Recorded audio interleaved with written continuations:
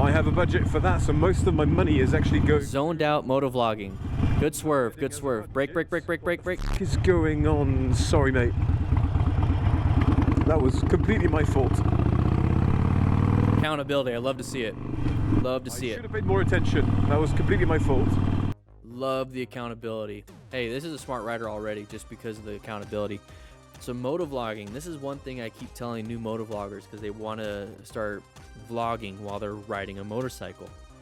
You already have quite a bit of stuff you need to be paying attention to, especially as a newer rider. I don't recommend motovlogging for new riders. I recommend motovlogging for riders that basically are in the automaticity stage of, or autonomous stage. It's automaticity, autonomous stage of riding. So what's happening is that when you first learn how to ride a motorcycle, you're in that cognitive stage. Okay, you're learning how to do the friction zone, throttle control, braking.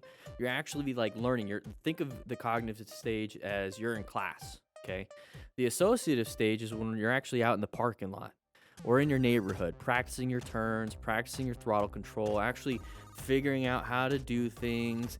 And at first, you suck at it.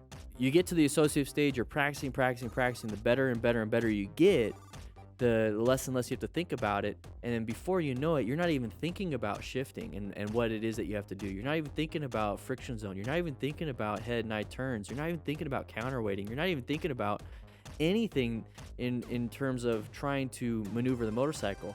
So the first thing, let's say you don't have to think about friction zone anymore.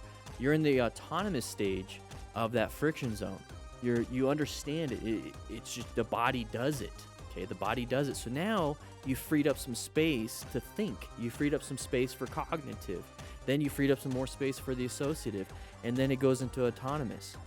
So when you're motovlogging, what's happening is there's a lot of brand new riders that are still in the cognitive and associative stage. And they're like, let's add another thing to it where they now have to talk and think and figure out what they have to say and have a story. And that's why a lot of motovloggers, when they first start, really suck because they're like doing a lot of there's a lot of pauses, it's a lot of dead air. That's when you start having issues. But when you're brand new, you're trying to learn how to ride and you're doing this, it's a recipe for disaster because you're adding another factor to possibly crashing. And I don't want anybody doing that. So wait until you get towards the autonomous stage. Wait till you get really far into the associative stage with a lot of the stuff that you're learning to do. And that's what we do here at the MTC Rider Academy, the basic training e-course. I'm trying to get you to do that, especially when it comes to the Smart Rider drills. You're going to get to the expert level, and you're going to have some crazy drills going on, and you're going to realize how difficult it is. Let's go ahead and make this a little bit bigger.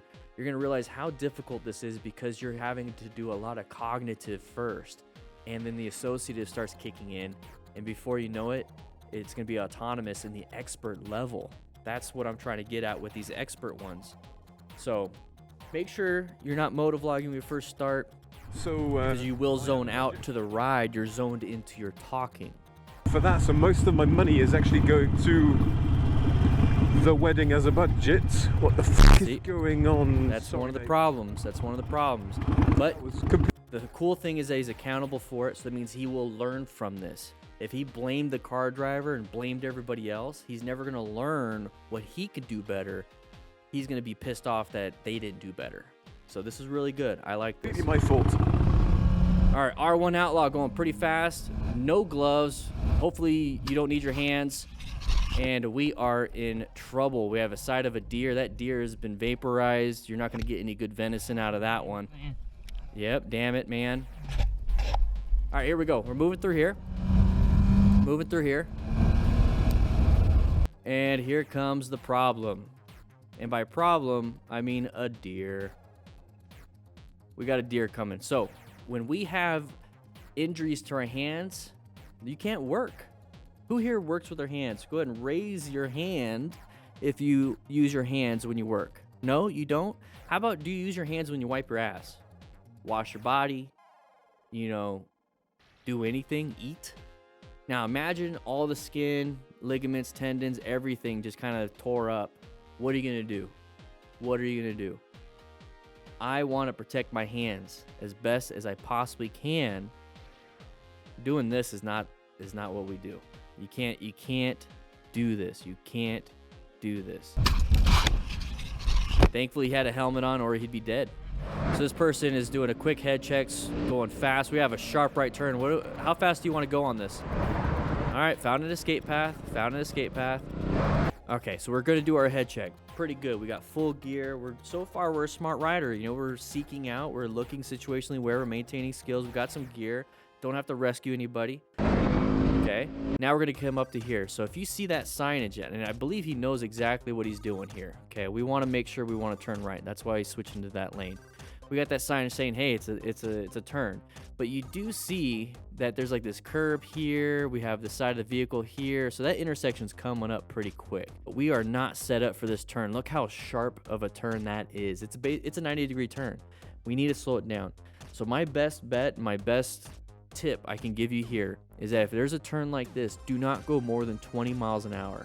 Go ahead and convert that into non-American units. But 20 miles an hour is fast for a turn like this, so just go about 15 to maybe 20 miles an hour on a turn like this. But when it comes to this, I like to be, especially on a right-hand turn, I like to be left, okay? So left, center, right. So I like to be left right here and then convert into the center portion throughout the rest of the turn.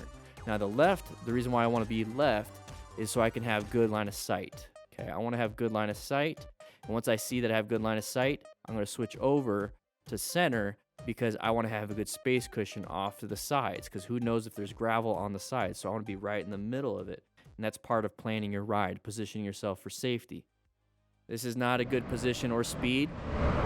Now if he had to, where could he go? If he had to, where could he go? He can go right here. He can find an escape path if he needed to. So that's very important, is that you're constantly looking for escape paths. You're constantly looking for line of sight and space cushions. That is position for safety. We got some gear, don't have gloves. Make sure you get some gloves. Watch out, that person, I don't like it.